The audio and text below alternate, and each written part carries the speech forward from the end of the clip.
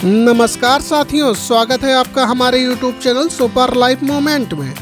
दोस्तों, आज फिर हम एक नए सफ़र के लिए निकल चुके हैं और हम जा रहे हैं मणिकरण। जी हाँ, ये रास्ता है मणिकरण जाने के लिए और मणिकरण के लिए हम लोग निकल चुके हैं। रास्ते में हमको ये नदी मिली जो कि हमारे साथ साथ मणिकरण तक जाती है और इस नदी में इस समय पानी काफ़ी कम है, लेकिन बरसात के दिनों में ये रौद्र रूप धारण करती है और अपने साथ कई सारे पत्थर बहाकर ले जाती है।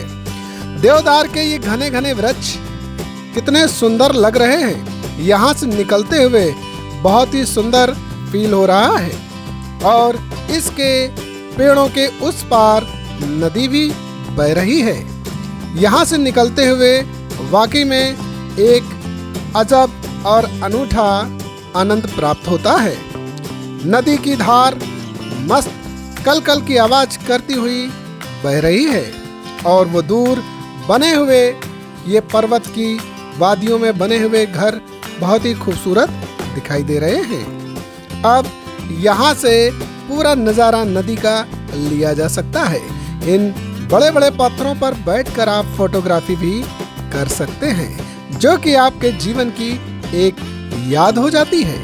ये ऊंचे ऊंचे पहाड़ और ये बहती हुई नदी वास्तव में प्राकृतिक सौंदर्य की एक अनुपम छटा बिखेर रही है। यहाँ पर आने वाले जो भी सैलानी हैं वो देख सकते हैं। यहाँ पर ये हट भी बनी हुई हैं जिन्हें आप यहाँ पर भी किराए पर ले सकते हैं और नाइट स्टे कर सकते हैं। और लीजिए, हम लोग मणिकरण गुरुद्वारा साहिब के पास पहुंच चुके हैं।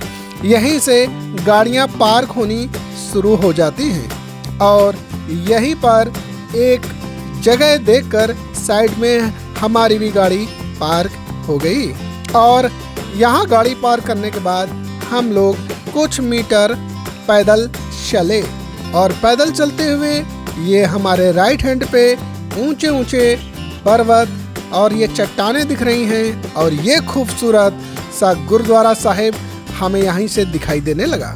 यहाँ आने के बाद आप बहुत ही आनंदित होते हैं। यहाँ बहुत ही खूबसूरत दृश्य देखने को मिलते हैं। ये वो पूल है जिसमें स्नान करने के बाद आप गुरुद्वारे में प्रवेश कर जाते हैं और इसमें गर्म और ठंडा दोनों पानी मिले रहते हैं। ये देखिए क्या खूबसूरत नदी है। इसे पार्वती नदी भी कहते हैं और ये नदी के बगल में ये देखिए गर्म पानी निकल रहा है। धुआं आप देख सकते हैं। इतना गर्म पानी कि इसमें चावल भी पकाए जाते हैं और इतना ही नहीं, यदि आप इसमें हाथ धोखे से लगा देते हैं तो निश्चित मानिए आप जल जाएंगे। और ये देखिए, आप लिखा हुआ देख सकते हैं गुरुद्वारा साहिब मणिकरण। जी हाँ, ये वही गुरुद्वारा है जो इन पर्वत की वादियों में बसा हुआ अपनी एक अनुपम छटा बिखेरता है और यहाँ आने के लिए ना जाने कितने लोग लालायित रहते हैं। 2 साल पहले आए हुई बाढ़ में ये ब्रिज बह गया था, लेकिन इस ब्रिज को दोबारा से बनाया गया है और इस ब्रिज पर खड़े होकर आप चारों ओर के व्यूज ले सकते हैं जो बहुत ही खूबसूरत दिखाई देते हैं। यहाँ पर जब आप अंदर जाते हैं तो अंदर ये कुंड बना हुआ है और इस कुंड पर लोग 10-20 रुपए में चावल और चने लेते हैं पोटली में और इसके बाद इस कुंड में डुबोकर इन्हें पकाते हैं। बस कुछ ही मिनटों में कच्चे चावल पककर तैयार हो जाते हैं। और इतना ही नहीं, यहाँ पर जो लंगर चलता है उसके लिए भी जो चावल पकाए जाते हैं वो इसी कुंड से ही पकाए जाते हैं। ये बहुत ही अद्भुत दृश्य है यहाँ पर और यही कारण है कि यहाँ पर आने वालों की भीड़ लगातार बनी रहती है।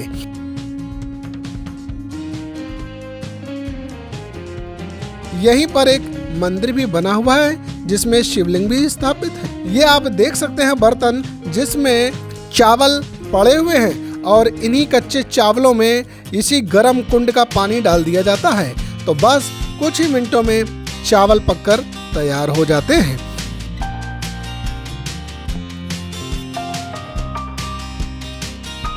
बहुत ही अद्भुत और सुंदर कुंड यहाँ बना हुआ है।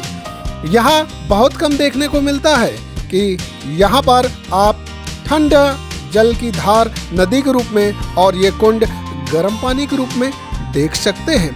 प्रकृति का ये एक अनूठा खेल है। व्यक्ति कल्पना भी नहीं कर पाता है कि आखिरकार इस पर्वत में जहाँ से ग्लेशियर से होती हुई ठंडे पानी की जलधाराएं फूटी हैं, बीच में ये कहाँ से गर्म पानी प्रवाहित हो रहा है। और ये गर्म पानी का झरना, ये गर्म पानी का कुंड सभी के लिए एक आकर्षण का केंद्र बना हुआ है। सालों साल से यहाँ पर लगातार ये गर्म जल आता ही रहता है और यहाँ पर जो भी लंगर चलता है और उसका भोजन पकाने का कार्य भी इसी कुंड के द्वारा किया जाता है। यहाँ पर हर एक भक्त यहाँ पर पोटली में चावल और चने पकाकर देख लेना चाहता है कि क्या वो सच है या नहीं, और अंत में पाता है यह बिल्कुल सच है।